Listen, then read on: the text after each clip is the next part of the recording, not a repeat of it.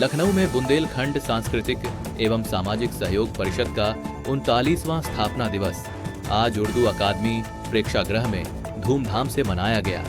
कार्यक्रम के मुख्य अतिथि थे उत्तर प्रदेश विधान परिषद के सभापति कुंवर मानवेंद्र सिंह, जबकि अध्यक्षता महेंद्र कुमार तिवारी ने की। समारोह में डॉक्टर राजेश सिंह, विधायक विनोद चतुर्वेदी, IAS शिव प्रसाद आनंद और कई गणमान्य अतिथि शामिल हुए। अतिथियों ने बुंदेलखंड क्षेत्र के विकास और राजधानी लखनऊ में बुंदेलखंड भवन की जरूरत पर जोर दिया। कार्यक्रम में रानी लक्ष्मीबाई पर आधारित नृत्य, केवट संवाद नाटक और बुंदेली गीतों की शानदार प्रस्तुति ने सभी का मन मोह लिया। सांस्कृतिक एवं सामाजिक सहयोग परिषद का गठन 1986 में हुआ था। 1987 में इसका रजिस्ट्रेशन हुआ। इसका मुख्य उद्देश्य लखनऊ में जो बुंदेलखंड के निवासी हैं आपस में भाईचारा बना रहे, बुंदेली संस्कृत का विकास हो, बुंदेली भाषा का विकास हो और बुंदेलखंड के लोगों के साथ में जो प्रॉब्लम आती है उसका निदान किया है। में बैठे हैं वो आपस में सामंजस्य करते हैं और बुंदेलखंड के विकास के लिए निरंतर तत्पर रहते हैं। हम लोग हर वर्ष दशहरा मिलन समारोह, होली मिलन समारोह, स्थापना दिवस आदि कार्यक्रम करते हैं। इसके अलावा बुंदेली कवियों का सम्मान, बुंदेली विभूतियों का सम्मान और बुंदेलखंड का जो लोग काम करते हैं उनका सम्मान करते हैं और बुंदेलखंड के विकास के लिए तत्पर रहते हैं। जय हिंद, जय भारत, जय बुंदेलखंड। बुंदेलखंड के पत्रकारों का भी सम्मान करिएगा। पत्रकार लोगों की ये मैसेज है कि बुंदेलखंड वाले सब आपस में और सामंजस्य करें और जुड़े, बुंदेलखंड के विकास में तत्पर रहे। हम लोगों ने आजकल बुंदेलखंड का विकास हो रहा है और निरंतर विकास होता रहे, ये सब हम लोग की इच्छा है, यही संदेश है। ये हमारा 39वां स्थापना दिवस समारोह हो रहा है, संपन्न हो रहा है। आज हमारे बुंदेलखंड सांस्कृतिक सामाजिक सहयोग परिषद का मुख्य उद्देश्य आपस में भाईचारा जो लखनऊ में निवास कर रहे हैं, बुंदेली भाषा का प्रचार प्रसार, राष्ट्र एवं बुंदेलखंड के विकास हेतु रचनात्मक कार्यक्रम करना है। और हमारा प्रतिवर्ष होली मिलन समारोह, दशहरा मिलन समारोह, स्थापना दिवस समारोह, इसमें कल्चरल प्रोग्राम, आला गायन, बुंदेली नृत्य, राई नृत्य के द्वारा और केवट संवाद आदि आज कार्यक्रम संपन्न होने हैं। इस तरह के कार्यक्रम हम प्रतिवर्ष करते हैं। होली मिलन पर होली का बुंदेली भाषाई द्वारा बुंदेली के कलाकारों को बुला के हमारा कार्यक्रम आयोजित किया जाता है और हम सारे अतिथियों को माननीय जो हमारे बुंदेलखंड के माननीय नेतागण, माननीय विधायकगण, सांसदगण, माननीय हमारे सभापति जी हैं, जब से बने हैं तब से प्रतिवर्ष आते हैं। हमारे मार्गदर्शक हैं, संरक्षक हैं इसमें और हमारे विभिन्न उत्तर प्रदेश बुंदेलखंड में जो मंत्री बने हुए हैं उनको हम हमारे द्वारा यहाँ प्रोत्साहित किया जाता है। हमारा उद्देश्य भी बुंदेलखंड का विकास के लिए, उत्थान के लिए कार्य करना और समन्वय स्थापित करके जिससे हमारे बुंदेलखंड में भी कुछ कार्य हों, कुछ विकास हो। हमारा मेन उद्देश्य यही है।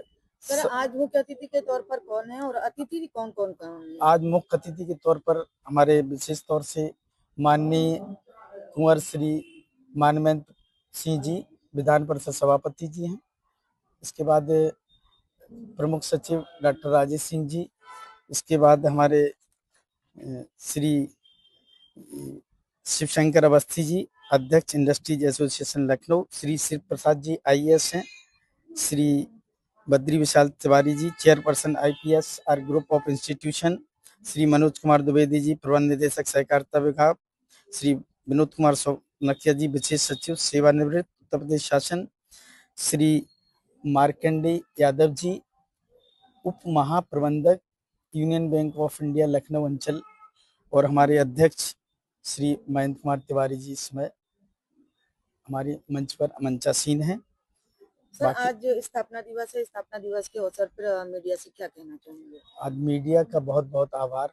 आपने आकर हम लोगों का प्रचार प्रसार के लिए मदद किया, उसके लिए बहुत बहुत धन्यवाद, बहुत बहुत स्वागत।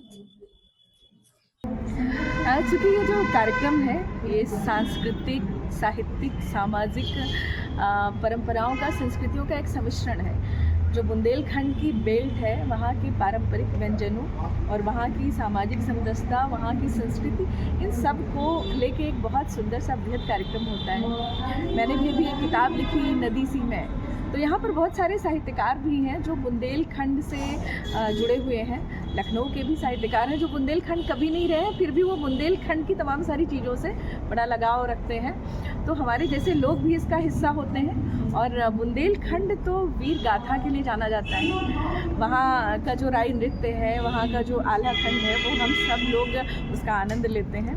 मैम, बात करते हैं आपके साहित्य की। आपने अभी एक बुक लॉन्च की है, नदी सी में। जी मैम, कुछ थोड़ा सा उसके बारे में अगर जानकारी देती। मेरी जो किताब है वो मूलतः एक स्त्री के जीवन पर है। और जो नारी है ना, वो मीठी नदी होती है। तमाम सारे उतार चढ़ाव के बाद भी उसका जो मीठापन है वो कभी समाप्त नहीं होता है। वो बात अलग है कि जब वो समंदर तक जाती है, समंदर में मिल जाती है, तो उसमें खारापन आ जाता है। लेकिन नदी वास्तविक रूप में बहुत मीठी होती है। वो कहते हैं ना, मुनव्वर राना साहब का एक शेर है कि माँ बहुत गुस्से में होती है तो रो लेती है, वो इस तरह मेरे गुनाहों को धो देती है। माने माँ बहुत गुस्से में हो तो भी वो बच्चे को मारने से परहेज करती है, बचती है, वो रो धो के वो ख़त्म कर लेती है बात को। मैम, आपकी जो रचना है उसकी क्या प्रेरणा है, किस सोच पर आधारित होकर आपने लिखा है?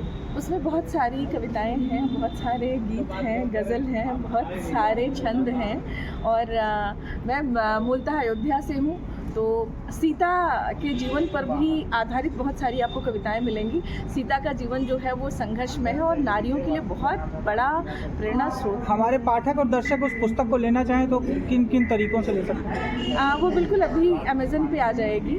और हमारे जो प्रकाशक हैं, अनामिका प्रकाशन इलाहाबाद के हैं, वो उस पुस्तक को डालने वाले हैं, तो वो अमेज़न की मदद से मिल जाया करेगी। आज जो है बुंदेलखंड सांस्कृतिक विरासत के बारे में कुछ कहना चाहें दो शब्द? बुंदेलखंड मुझे इसलिए भी बहुत अच्छा लगता है कि वहाँ के लोगों ने मुग़लों से जो है वो हार नहीं मानी और वो डटे रहे। बुंदेलखंड की जो दीवारें हैं, वहाँ का जो इतिहास है, वहाँ का जो वर्तमान है, वो सब कुछ मन को बड़ा आकर्षित करता है। मुझे बुंदेलखंड की गाथा पढ़ने में, वहाँ की तमाम सारी कहानियाँ पढ़ने में, वहाँ का इतिहास पढ़ने में कभी मेरा मन नहीं थकता। मुझे नई नई किताबें ढूंढ के पढ़ने में बहुत मज़ा आता है कि बुंदेलखंड एक ऐसी जगह जहाँ पर रानी लक्ष्मीबाई और वो लाला हरदौल, आल्हा उदल की कहानी, इतनी सारी चीज़ें हैं कि आप बस पढ़ते रहें। साहित्य बहुत समृद्ध है, वहाँ का इतिहास बहुत समृद्ध है। आगे जो है साहित्य के विषय में आपके क्या आगे के कदम हैं? अभी मेरी एक नई किताब आएगी, लेकिन इस बार मैं गद्य पर लिख रही हूँ और उस किताब का नाम है इश्क दोबारा। Thank you ma'am. ठीक है।